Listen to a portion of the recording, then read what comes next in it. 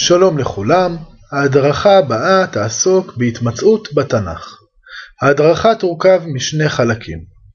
החלק הראשון יעסוק בספרי התנ"ך.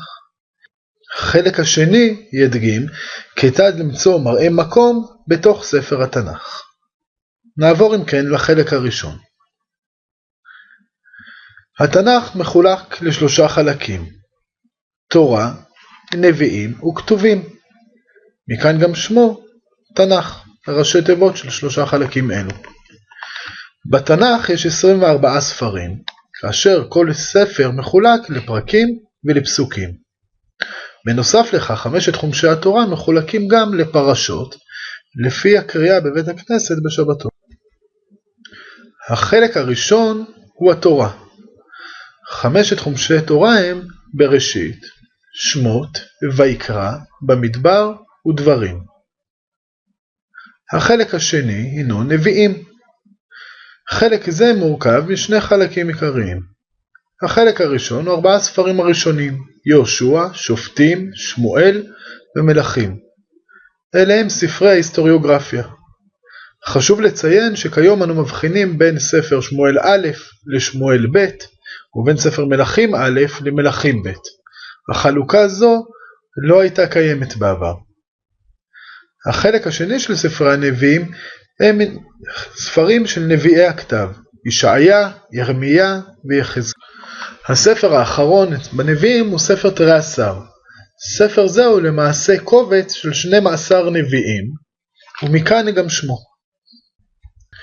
החלק האחרון בתנ"ך הוא הכתובים.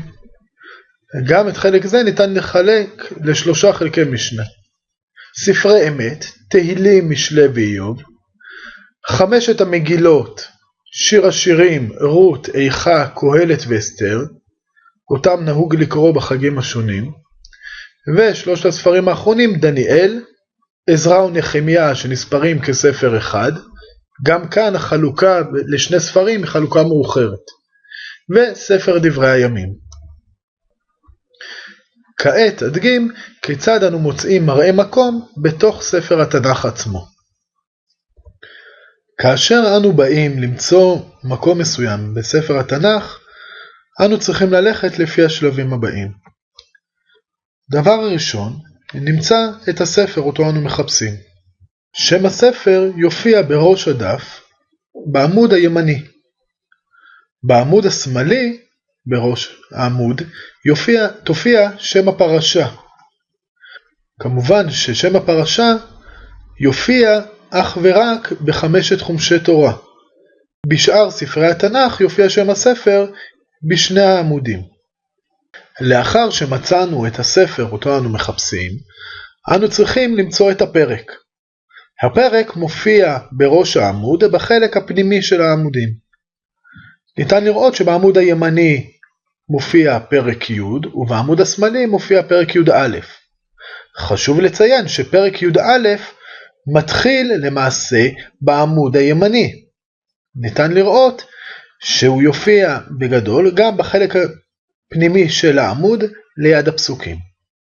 לאחר שמצאנו את הפרק אותו אנו מחפשים, אנו צריכים למצוא את הפסוק. הפסוקים מופיעים לצד הטקסט בחלק הפנימי. חשוב לציין שתחילת הפסוק היא לא זהה לתחילת השורה. לדוגמה, אם אנחנו מחפשים את פסוק ה' בפרק י"א, אנו יורדים ברשימת הפסוקים, מוצאים את פסוק ה' והולכים לא לראשית השורה, אלא מחפשים את סוף הפסוק, את הנקודותיים שחוצצים בין הפסוק הקודם לפסוק ה'. במקרה שלנו המילה הראשונה אחרי הנקודותיים תהיה וירד. נדגים זאת בעזרת חיפוש אחר מראה מקום נוסף. הפעם נחפש את ירמיה, פרק ב', פסוק ד'. ראשית נחפש את ספר ירמיה.